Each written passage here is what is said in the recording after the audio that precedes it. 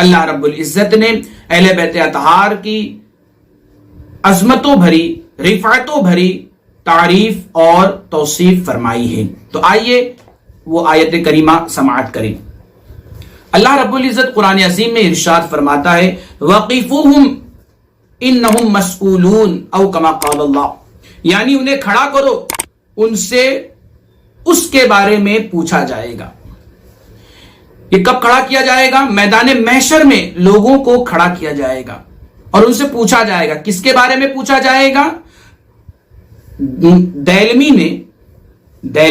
امام دہلوی نے حضرت ابو سعید خدری رضی اللہ تعالیٰ عنہ سے روایت کیا ہے کہ حضور صلی اللہ علیہ وسلم نے ارشاد فرمایا کہ اس آیت میں جو کہا گیا ہے انہیں کھڑا کرو، ان سے پوچھا جائے گا اس کے بارے میں، یعنی امت مصطفیٰ کو قیامت کے دن کھڑا کیا جائے گا اور علی کی ولایت اور علی کی محبت کے بارے پوچھا جائے گا۔ سبحان اللہ، کیا عظیم شان ہے اہل بیت اطہار کی، کیا عظیم شان ہے مولا کائنات کی۔ اللہ تعالیٰ حضرت علی رضی اللہ تعالیٰ عنہ کے بارے میں حضور کی امت سے پوچھے گا کہ اے امت مصطفیٰ بتاؤ، میں نے کہا تھا تم سے قرآن عظیم میں کہ قُلْ لَا أَسْأَلُكُمْ عَلَيْهِ أَجْرًا إِلَّا الْمَوَدَّةَ فِي الْقُرْبَى، کہ میرا نبی تم سے خدمت دین کے عوض میں اجرت نہیں مانگتا، اس نے اجرت نہیں مانگی، لیکن میں نے کہا تھا کہ میرے نبی کے گھر والوں سے محبت کرو۔ تو بتاؤ میرے نبی کا گھر والا علی تھا، تم نے کتنی محبت کی۔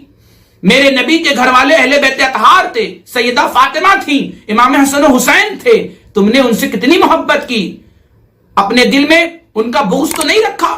یہ پوچھا جائے گا ان سے۔ حضرت ابو سعید خدری فرماتے ہیں کہ ان سے پوچھا جائے گا کہ تم کتنی محبت رکھتے تھے، کتنا پیار کرتے تھے۔ جب وہ بتا دیں گے تو اس کے بعد انہیں کھڑے نہیں رکھا جائے گا ویٹنگ لسٹ میں یا ویٹنگ روم میں نہیں رکھا جائے گا، انہیں جنت کا مژدہ سنا کر کے، جنت کی ٹکٹ علی کے ہاتھوں سے دے کر کے جنت میں داخل کر دیا جائے گا۔ اسی طرح سے ایک اور آیت کریمہ ہے، اللہ رب العزت ارشاد فرماتا ہے، علامہ ابن حجر مکی علیہ الرحمہ الصواعق المحرکہ صفحہ نمبر 368 پر اسے لکھتے ہیں، فرماتے ہیں کہ اللہ فرماتا ہے ام یحسدون الناس علی ما آتاہم اللہ من فضل او کما قال اللہ، کیا وہ لوگوں پر اس لیے حسد کرتے ہیں، جلتے ہیں کہ اللہ تعالیٰ نے ان کو اپنے فضل سے دیا ہے۔ کن لوگوں سے جلتے ہیں، کن لوگوں پر اللہ کا فضل ہے جن سے وہ حسد کر رہے ہیں؟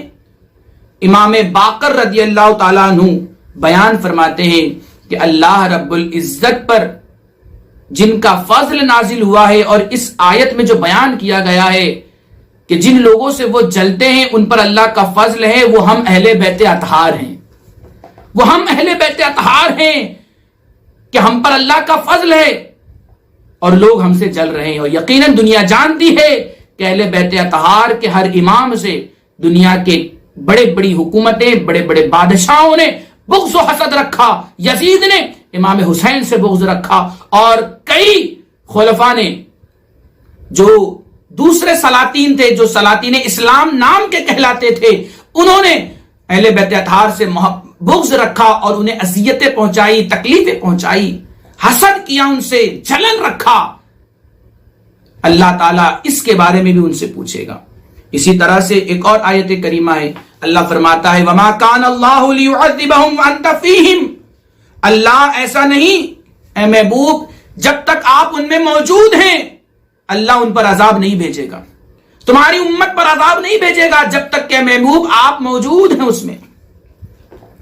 اب اس آیت کریمہ کی تفسیر بیان کرتے ہوئے کئی احادیث کا خلاصہ میں آپ کو بتاؤں کہ جس طرح سے حضور صلی اللہ علیہ وسلم کی موجودگی میں حضور کی امت محفوظ ہے، اسی طرح سے اہل بیت اطہار کی موجودگی حضور کی امت محفوظ ہے۔ مثال کے طور پر میں آپ کو اور اچھے سے سمجھاؤں کہ جس طرح سے حدیث میں آتا ہے کہ ستارے آسمان والوں کے لیے امن و امان ہیں، امن و امان کا ذریعہ کیا ہے؟ ستارے ہیں۔ تو جس طرح سے ستارے آسمان والوں کے لیے امان کا ذریعہ ہیں، اسی طرح سے میری اہل بیت زمین والوں کے لیے اور امت مصطفیٰ کے لیے امن و امان کا ذریعہ ہے۔ اسی طرح سے امام احمد کی ایک دوسری روایت ہے کہ آپ فرماتے ہیں کہ حضور علیہ السلام نے فرمایا کہ جب ستارے ختم ہو جائیں گے تو آسمان والے بھی ختم ہو جائیں گے، اور جب میرے اہل بیت ختم ہو جائیں گے تو اہل زمین بھی ختم ہو جائیں گے۔ اللہ اکبر۔ تو معلوم یہ ہوا کہ اللہ کے رسول کی موجودگی ہے تو پوری دنیا عذاب سے بچی ہے، اسی طرح سے اہل بیت بھی موجود ہیں اور موجود رہیں گے تو ان کی موجودگی امان کا ذریعہ ہے، اور اہل زمین اللہ کے عذاب اور اس کے پکڑ دھکڑ سے محفوظ رہیں گے۔ اللہ تعالی ہمیں اور آپ کو اہل بیت کے نقش قدم پر چلنے کی توفیق عطا فرمائے اور انہی کے دامن سے اپنے آپ کو وابستہ رکھنے کی توفیق عطا فرمائے۔ السلام علیکم ورحمۃ اللہ وبرکاتہ۔